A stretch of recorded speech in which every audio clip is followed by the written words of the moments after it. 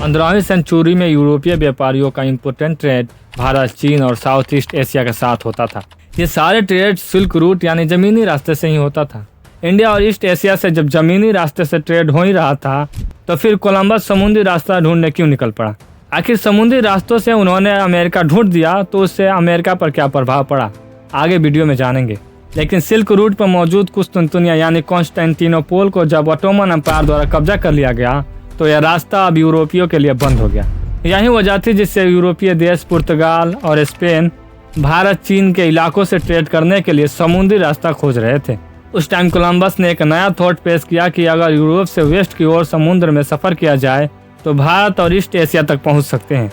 उनका मानना था कि अर्थ गोल है और इसीलिए वेस्ट की ओर भी सफर करके हम ईस्ट पहुंच सकते हैं। कोलंबस ने यह प्लान कई यूरोपीय रूलर्स को बताया, लेकिन किसी ने भी कोलंबस का साथ नहीं दिया।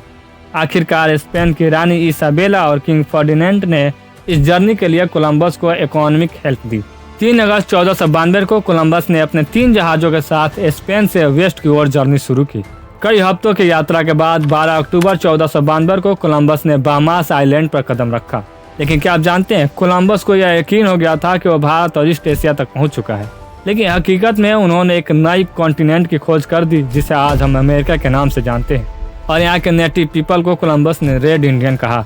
अमेरिका की खोज के बाद स्पेन यहाँ के लोगों के साथ ट्रेड किया और बहुत मुनाफा कमाया। इसके बाद स्पेन, पुर्तगाल, फ्रांस, नीदरलैंड ने अमेरिका के अलग अलग एरिया पर कब्जा कर अपना कॉलोनी बना लिए। बाद में इंग्लैंड ने भी अमेरिका के ईस्ट कोस्ट के साथ 13 कॉलोनीज की एस्टेब्लिशमेंट की। कॉलोनियलिज्म ने अमेरिका के नेटिव पीपल के लिए विनाशकारी रिजल्ट लाए। यूरोपियन कॉलोनीज ने नेटिव अमेरिकन की जमीनों पर कब्जा किया, उनके कम्युनिटीज को बर्बाद किया और उनके कल्चर पर गहरा इम्पैक्ट डाला। इसके अलावा यूरोप से आई बीमारियां जैसे चेचक ने लाखों नेटिव अमेरिकन को मौत के घाट उतार दिया।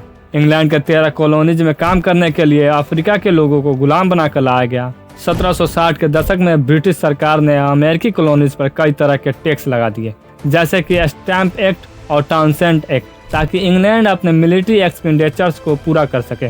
लेकिन कॉलोनीज में रहने वाले लोगों ने नो टैक्स विदाउट रिप्रेजेंटेशन का नारा बुलंद किया, जिसका मीनिंग था कि बिना फेयर रिप्रेजेंटेटिव के टैक्स देना इनजस्टिस है। इसीलिए 1775 में ब्रिटिश सैनिकों और अमेरिकी कॉलोनीज में रहने वाले लोगों के बीच झड़पों ने अमेरिकन रेवोल्यूशन की शुरुआत की।